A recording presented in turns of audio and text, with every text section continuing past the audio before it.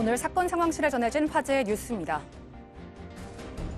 교차로에서 순식간에 벌어진 대형 참사. 어떻게 된 일일까요? 지난 14일 오후 9시 30분쯤 세종시의 한 교차로. 좌회전 신호를 받은 차량 세대가 천천히 움직입니다. 바로 그때 맞은편에서 달려온 SUV 차량이 이들 차량을 덮치는데요. 속도를 이기지 못한 SUV 차량은 신호등을 들이받고서야 멈춰섭니다. 이 사고로 차량 한 대에 타고 있던 엄마와 딸이 중상을 입었는데요. 현장에서 체포된 30대 운전자는 면허 취소 수준의 만취 상태였습니다. 알고 보니 사고 지점까지 20여 킬로미터 정도를 운전하다가 음주 단속에 걸려 달아나던 중이었는데요. 경찰은 이 운전자에 대해 오늘 구속영장을 신청했습니다. 전 직장 동료를 살해하고 사체를 수년간 은닉한 20대 여성이 항소심에서도 1심과 같은 형을 선고받았습니다. 법원은 상해치사 및 사체 유기 등의 혐의로 1심에서 징역 15년을 선고받은 여성의 항소를 어제 기각했습니다. 또 같은 혐의로 1심에서 징역 7년을 선고받은 전 남편과 검찰의 항소도 기각했는데요. 이들 부부는 전 직장 동료를 폭행해 숨지게 한 뒤 사체를 고무통에 담아 5년간 은폐한 혐의를 받고 있습니다. 앞서 1심 재판부는 정확한 사인을 파악하기 어렵다며 공소장에 적힌 혐의를 살인에서 상해치사로 변경했는데요. 항소심 재판부는 상해치사를 적용한 원심의 판단이 정당하고 원심의 양형도 부당하지 않다며 양쪽의 항소를 모두 기각했습니다. 배우 주진모 씨가 휴대전화 해킹 피해와 관련해 입장을 밝혔습니다. 주 씨는 오늘 소속사를 통해 본인 명의의 입장을 발표하고 유출된 문자 속에 등장한 여성들에게 사과했는데요. 이번 일로 숨조차 쉴 수 없는 하루하루를 보내고 있다며 모든 분들에게 죄송하다고 밝혔습니다. 그러면서 자신은 여성의 신체 사진을 몰래 촬영하거나 유포하는 부도덕한 짓을 저지르지는 않았다고 강조했는데요. 주 씨의 법률 대리인은 휴대전화를 해킹하고 협박한 해커를 고소하는 것은 물론 문자를 일부 조작해 인터넷 커뮤니티에 올린 최초 유포자 등에 대해서도 고소를 진행할 예정이라고 경고했습니다. 집을 비운 사이 엉망이 돼버리고만 텃밭. 무슨 일이 있었던 걸까요? 흙더미와 돌이 쌓여 언덕을 이루고 있는 땅. 주위에는 죽은 나무와 유리 조각들이 널려 있는데요. 이곳은 원래 한 주민이 감자를 기르던 텃밭이었습니다. 이 주민은 한국자산관리공사가 관리하는 국유지를 9년간 임대해 자신이 가꿨는데요. 그런데 며칠 집을 비운 사이 누군가 땅을 파헤쳐 관로를 묻는 공사를 진행한 겁니다. CCTV 영상에는 공사 차량이 드나드는 모습도 포착됐는데요. 알고 보니 마을 정비 과정에서 군청이 실수로 공사를 진행한 것.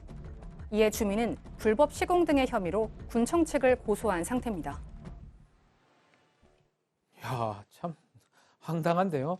한 지자체가 땅 주인 모르게 텃밭을 파헤쳐서 관로를 묻는 공사를 진행했습니다. 이게 며칠 집을 비운 사이에 막 일어난 건데 주민이 정말 당황했을 것 같아요. 얼마나 황당했을까요? 예. 며칠 집 비우고 돌아보니까 집이 다 파헤쳐져 있고, 물론 이게 국유지이긴 합니다만 앞서 나왔지만 9년간 임대를 해서 가꾸고 있고 살고 있었던 곳이기 때문에 황당했겠죠. 예. 그래서 일단은 한국자산관리공사 측에 물어봤는데 한국자산관리공사에서는 우리가 그런 거 아니다, 우리 모르겠다라고 답이 온 거예요. 그 다음에 당연히 군청에 물어봤는데 군청도 모르겠다, 처음에 이랬다고 합니다. 그러니까 혹시 누가 그랬나 당연히 경찰에 수사 의뢰를 했겠죠. 네. 경찰에 수사 의뢰를 하니까 다음날 군청 관계자가 다시 연락이 와서 마을 정비 과정에 실수가 있었다. 실수로. 근데 이제 이분은 황당한 건 뭐냐면 이게 실수라고 하기에는 자기가 살고 있는 집도 있고 앞에 마당도 있고 누가 봐도 누군가 가꾸고 와. 있다는 게 뻔한 밭인데 그렇죠. 이렇게 파헤친 것 자체가 납득이 안 된다라는 입장입니다. 이거 처벌도 가능하나요? 어떻게 됩니까? 일단 지금 이 국유지를 임차해서 사용하시는 분이잖아요. 예. 저기를 지금 뭐 감자 텃밭을 활용하시는 분은 그럼 임차인이 동의했다 그래도 안 되죠 원래. 그 원래 쉽게 말하면 땅 주인은 국유지니까 지금 일단 관리하는 쪽은 한국자산관리공사면 한국자산관리공사랑 협의를 하고 임차인도 동의를 해야 진행이 가능한 그렇죠. 건데 이거는 지금 한국자산관리공사도 모르고 이 땅을 지금 9년간 임대해 사용하고 있는 임차인도 모르고 모르고. 그리고 그냥 막 이제 파헤쳐 놓은 상황이니까 한국자산관리공사도 이거 원상복구하라고 지금 군청에 요청한 상황이거든요. 아까 임차인이 이거 무단 공사한 거다. 그래서 지금 군수를 고발한 상태이긴 합니다만 다만 이게 지금으로 봐서는 고의범 같진 않거든요. 네. 고의가 아니라면 그건 형사처벌의 대상이라기보단 이와 관련된 손해를 배상해야 될 민사상 손해배상 책임 문제로 갈 가능성이 많습니다. 네. 자, 이 사건도 보겠습니다. 전 직장 동료를 살해하고 그 시체를 고무통에 은닉했어요. 그 20대 여성의 항소가 기각이 됐습니다. 결국은 재판부는 원심 판단이 맞다 이렇게 본 것이죠. 네, 그 20대 여성이 이제 1심에서 징역 15년형을 선고받았고 그 전 남편은 7년형을 선고받았는데 이 두 사람 모두 다 양형부당을 이유로 항소를 했지만 재판부에서는 뭐 범행이 너무 잔혹하고 그리고 또 사망이라는 중대한 결과가 발생한 걸 고려할 때 양형부당에 대한 항소는 이유 없다고 기각을 했고요. 또 여기서 주목해야 될 게 상해치사로 판단이 됐거든요. 살인죄가 아니라. 상해치사. 검찰은 당연히 이 부분 살인죄로 판단을 받아야 된다라고 해서 똑같이 항소를 했는데 이게 5년 동안 사체를 이제 은닉을 하다 보니까 다 부패했을 거 아닙니까? 그래서 입증 책임이 검찰한테 있는데 직접적인 물리력의 타격으로 인한 사망을 발생했다는 걸 입증을 못하니까 네. 이게 그렇다면 이제 바로 살인죄를 보기는 어렵고 일단은 사망할 정도의 물리적 충격은 없었다. 근데 일단 방치했기 때문에 사망한 것이다. 이렇게 판단을 해서 상해치사로 판단을 했고 검찰의 항소도 기각을 했습니다. 네.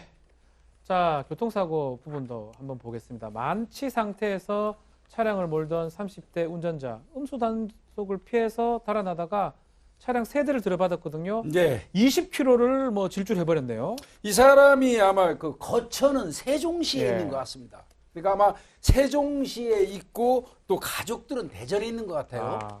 그러다 보니까 세종시에서 술을 한 잔 먹고 대리운전을 해서 대전으로 이 가족의 집에 가서 본인의 어떤 물건 같은 거를 가지러 간 것 같아요. 예. 갈 때는 잘 갔어요. 잘 술 마시고 갔어요. 대리운전으로. 예. 근데 거기에 가서 짐을 싣고는 대전에서 세종까지는 직접 운전을 해버립니다. 그러니까 그 혈중 알코올 농도가 0.08% 이상이라고 그러니까 만취입니다. 만취죠. 면허 예. 취소 수치죠. 그 상태로 이제 차를 끌고 오다가 사고를 내서 3대를 들이받았는데 또 불행하게도요. 집에서 이 모녀를 태웠어요. 그 바람에 그 두 모녀가 상당히 심각한 지금 중상을 입었다고 합니다. 네. 그래서 경찰 입장에서는 지금 구속영장을 신청했다고 합니다.